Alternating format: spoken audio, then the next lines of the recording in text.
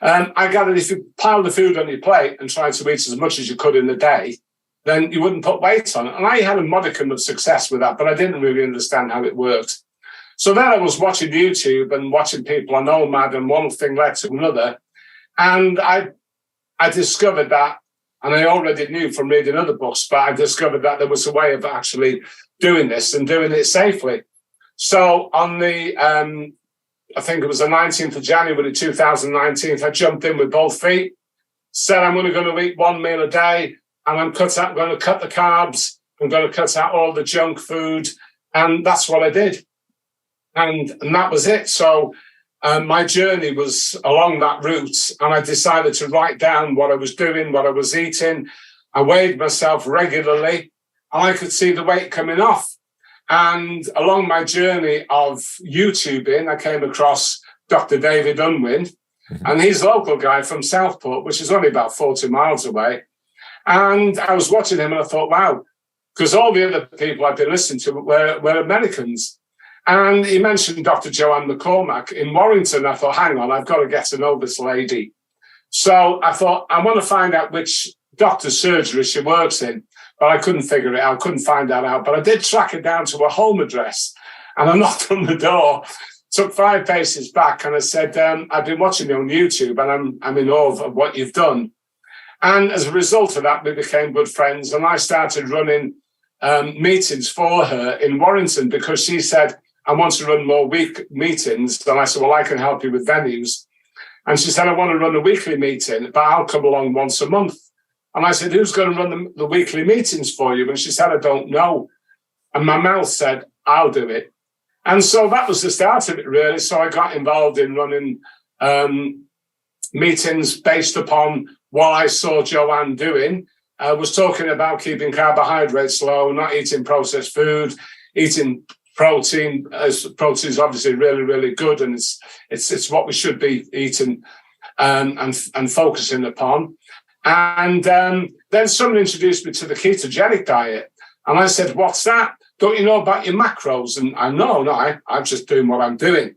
So they introduced me to the ketogenic diet, and I saw the macro with all that fat on it, and the small amount of protein and the tiny amount of carbohydrates. And I thought, well, that might work better for me.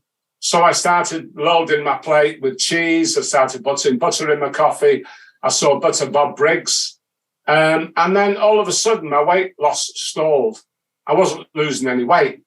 And I didn't really understand what was going on here. But then I looked back at my journal and I saw, well, this only happened when I started adding fat to my plate. And by now I was getting a bit more savvy about understanding what ketones were and why it was called the ketogenic diet and how our bodies metabolized food. So I realized that when you cut out the fat, as per se on the ketogenic diet, you go back into producing the ketones from the fat on your body, not the fat that you're eating. And that's what we really want to do. If you want to lose weight, you need to eat up all that fat on your body because it's food. It's stored food on your body. And I said to people, grab hold of that. Well, that's Christmas dinner, 2017. That's your birthday. We're walking around with food on our bodies, and yet we're sticking food in our mouths. And what's the point? What's the point? So since then, when COVID came, I set up a Facebook group called the Keep Fat Club. And I called it that because instead of being a Keep Fit Club, I wanted to have a Keep Fat Club. But it was just a play on words. But I was still struggling against people talking about the ketogenic diet. So I came up with a term called low carbohydrate, low fat. And I acronymed it to Local Loafer. And I thought people won't like that name, but they've embraced it. So that's where I'm at. So we have a group of people on Facebook, about 2,500 people on Facebook. I set up a YouTube channel called Warrington Low Carbohydrate Group, which is, I think it's on that side of me, over there. Yeah, there you go. On YouTube, where I post my videos, and we have people, I think like about 9,000 people on there. So that's my story, and I'm just keeping on. I don't do it for any gain.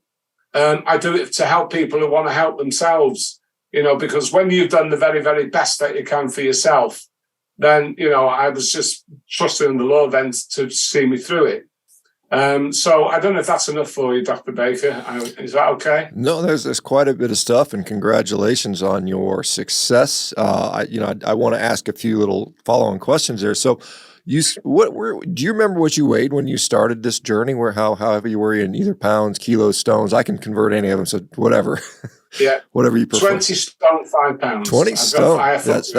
That's 285 pounds for the non-stone people. It's 14 stone per pound. So 285, that's quite big. So how did that journey go? Where did you progress, and where are you at today? Right. Well, my journey, it took me 12 months and I lost 9.5 stone. I think that's 135 pounds if my memory serves me correctly. Yeah. And so that took me down to 11 stone, 5 pounds. And today, 4 years in January this year, I'll be starting my 5th year. I think I put on about 7 pounds since then. So we go up and down, up and down. You know, I say to people, if you drive a car, it's like doing a hill start. You're playing on the clutch and you're playing on the accelerator, and you're just keeping the two. So you're going up a bit, down a bit, up a bit, down a bit. And maintenance is the hardest part of all, really. Once you've got to where you want to be, staying there, maintaining it there, that's where you really got to get tough. Yeah, so nearly half your entire body weight. I mean, you've lost, almost cut yourself in half from that. That's a lot of meals. If you say you're carrying food around, you're carrying a lot of meals around. It's interesting, because you said, you're not big on the concept of calories, but you're I guess you must be eating more protein, because if you're low carb and low fat, you got to be eating something. So I assume protein is relatively high. I do. Yeah, I don't skimp on the protein. I'm eating one meal a day, and I have been now for 4 years. I'll be starting my 5th year in January. So I've been on OMAD and beyond. So I've done like 96-hour fasts. Because every so often, I have a blowout. I get it wrong. I can't eat one biscuit. Now you might think that's good. No, I have to eat the whole packet. Yeah. I haven't eaten the packet of biscuits. I then got to attack a cake. And it's usually when I'm in the wrong place, and there's temptation around. So I'm a carbohydrate addict, really, to be honest with you. Yeah, and I've got to work really, really hard. And I know that protein satiates me. It stops me going where I want to go. But I like the taste of all food, and that's the problem. But it's knowing which foods are good for maintaining your weight and keeping you healthy. And I've shifted all that fat off my body. At one time, I was having problems walking. I went on holiday to Spain and had to hire a mobility scooter. Now, I don't have those issues. I can get up off the floor unaided. I can stand up very quickly. And I don't have pains. Yeah, that's a big thing, and it's really like a lot of people. It's like some food you just can't moderate, And people will say, well, if you just have one biscuit, one small slice of cake, you're fine. But myself included, I was the same guy, man. I was like, one pint of ice cream was an appetizer. Like, who would eat that? Who could eat? So I get that totally.